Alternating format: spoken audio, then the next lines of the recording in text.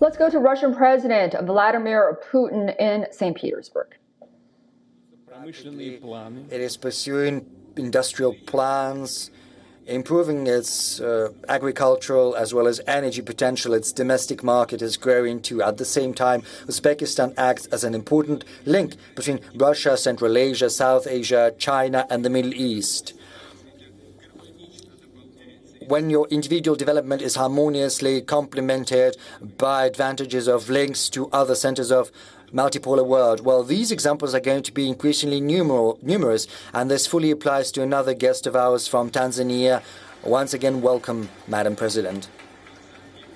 Tanzania plays a similar role in East Africa.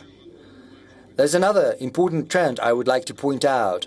The global trade architecture is drifting away from its original principles of the World Trade Organization. Starting from the beginning of the 21st century, the number of bilateral, regional, as well as mega-regional trade arrangements has more than quadrupled. Why is this happening?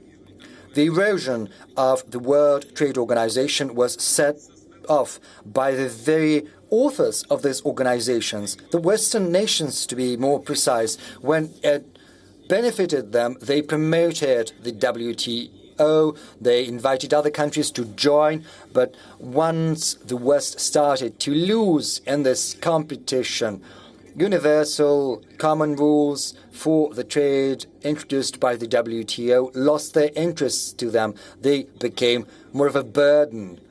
And that is when they turned to unilateral restrictions and so-called sanctions, and thus the Western countries basically switched off the WTO mechanisms, undermining trust in them. And once there is no trust, the institution can no longer function properly. And that means the businesses, the countries will have to find another solution. And they are doing that in the form of bilateral as well as multilateral trade arrangements.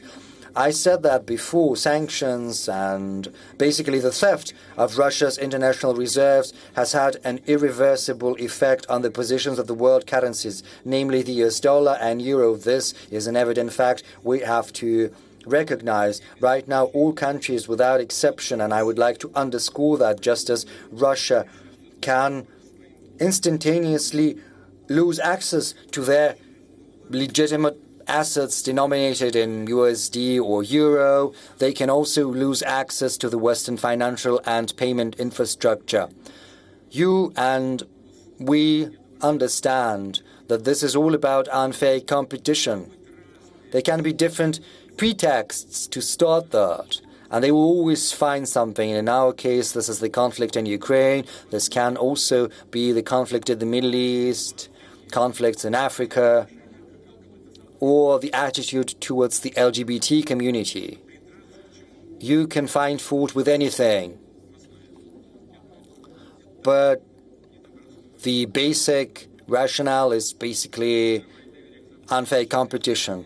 Another thing that undermines trust in the West is the deplorable state of their public finance. I refer to high public debt and high budget deficit. The Eurozone public debt rose to 81.7% of the GDP in 2025. The worst indicators, they are in Greece 146, Italy 137, France 115, Belgium 108%, whereas in Russia it's 16.4% only of the GDP. Well, it's floating a little bit. Yesterday I spoke about that meeting the heads of information agencies, news agencies. Some experts say it's 15.8, but the figures are incomparable. The deficit of the euro budget in 2021 stands at 3.1% of the GDP. Poland has a maximum deficit of 7.3%. Belgium has a deficit of 5.2%. France, the deficit of 5.1%. The US has 5.9%, whereas in Russia the budget deficit is 2.6%. Maybe by the end of the year it will have risen a little bit, but still it will be inferior to the budget deficit in other advanced economies. This situation is fraught with the possibility of a surge of inflation, which happened back in 2021, 2022, when just in 2 years the prices in the Eurozone and the US grew by 14%. And that means that countries of the world are decreasing their assets. In the West, they're transitioning to payments in national currencies. They're making wider use of alternative payment systems, increasing the role of digital financial assets as well as the digital currencies of their central banks. Russia is mostly using national currencies in its trade contacts with our leading partners. The share of ruble in our exports stands at 65% or so almost two-thirds. I would like to underscore that the world needs a modern, agile and responsible financial architecture without any risks of restrictions or barriers, rather with incentives for sovereign development. These instruments have to decrease costs, speed up settlements, increase access to funding.